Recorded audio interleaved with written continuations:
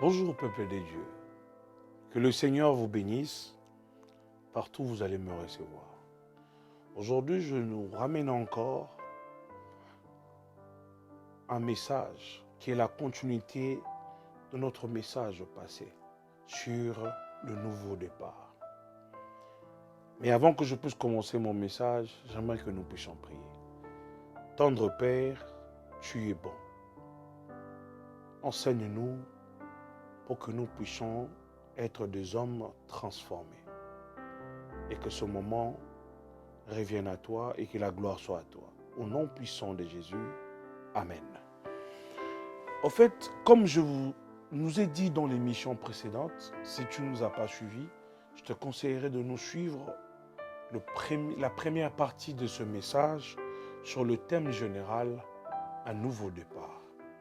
Et là où on a parlé sur la peur et l'ignorance, ce sont des facteurs qui bloquent afin que tu ne fasses pas un nouveau départ. Mais aujourd'hui, je veux te parler encore de quelque chose. Il y a toujours un après. Après que tu es tombé, après que tu es échoué, tu as échoué, tu es tombé, il y a eu l'échec, toutes ces choses-là, il y a toujours un après. Même si tu manges aujourd'hui, mais tu auras faim. C'est-à-dire qu'il y a toujours un après. Même si tu as des millions aujourd'hui, tu chercheras à en trouver encore plus. Donc, dans la vie, il y a toujours un après. Et comme je l'ai dit la fois passée, je parlerai d'une personne. Et cette personne, j'en parlerai encore prochainement. Et cette personne, c'est Pierre. J'aimerais parler des deux catégories de personnes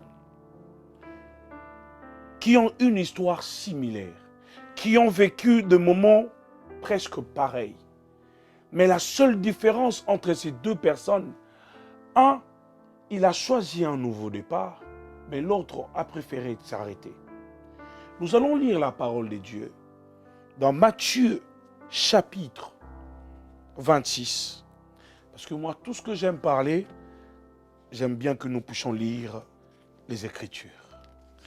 Matthieu chapitre 26 et le verset 34. Que nous dit Matthieu? La Bible nous dit ceci. Yoshua lui dit, oui, je te l'ai dit, ce soir avant que le coq ne chante, tu m'auras renié 3 fois.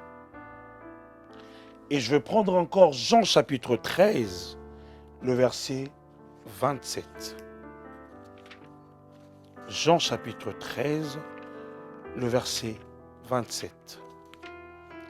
Je veux parler de deux personnes, comme je vous ai ainsi cité, de Pierre et de Judas. Deux personnes qui ont vécu avec Jésus, deux personnes qui ont mangé avec Jésus, deux personnes qui ont marché avec Jésus, qui ont une histoire similaire, mais qui n'ont pas la même fin. La Bible nous dit dans Jean 13, le verset 27, « Dès que Yoshua eut pris le morceau de matzah, l'adversaire entrant en lui, Yoshua lui dit, « Ce que tu fais, fais-le vite. » Parole du Seigneur. Écoute, j'aimerais interpeller un bon nombre des enfants de Dieu qui mangent avec des serviteurs de Dieu, que ce soit pasteur, prophète, évangéliste, docteur, et consorts, même les ministres selon le service, diacres, anciens et consorts. J'aimerais te dire, même si tu manges avec ces gens-là, cela ne fait pas de toi d'office un homme oint ou rempli du Saint-Esprit. Non, bien-aimé. L'onction, la puissance du Saint-Esprit, la crainte de Dieu, on le travaille personnellement. C'est pour cela que quelque part la Bible dit que le salut est individuel. C'est-à-dire que tout ce que tu peux chercher à avoir auprès du Seigneur, tu le cherches individuellement. Ce n'est pas parce que tu marches avec un pasteur. Ici, on avait Judas. Judas mangeait avec Jésus, marchait avec Jésus, buvait avec Jésus, dormait avec Jésus. Et Judas était choisi même parmi la sélection de 72 personnes qui a été tirée de 5070 jusqu'à rester 12. Judas en faisait partie. Mais parmi ces gens-là, Judas fut aussi le disciple que le monde de ténèbres a réclamé. Écoutez, bien-aimé, quand tu t'approches de Dieu, il faudrait que tu te rassures, tout ce qui est de ton ancienne vie, tu l'as abandonné. Il faudrait que tu te rassures, tout ce qui est de ton passé, tu l'as lâché complètement. En aucun jour, quoique tout ce qui pouvait se passer tout autour de Jésus, Pierre en a réclamé de l'argent. Parce que c'était un pécheur. Il était responsable d'une entreprise. Il dépendait de lui-même. Mais il n'a jamais réclamé de l'argent quelque part.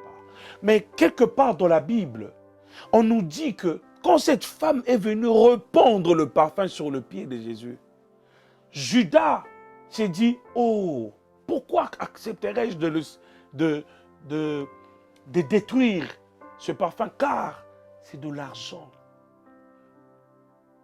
Tout ce que Judas voulait était encore dans. C'est-à-dire que quelque part dans la vie de Judas, il y a encore sa vie passée qui le réclamait. Quelque part dans la santé de Judas, quelque part dans la marche de Judas auprès de Jésus, il y avait encore certaines choses qui le réclamaient. Parce qu'il n'avait pas abandonné.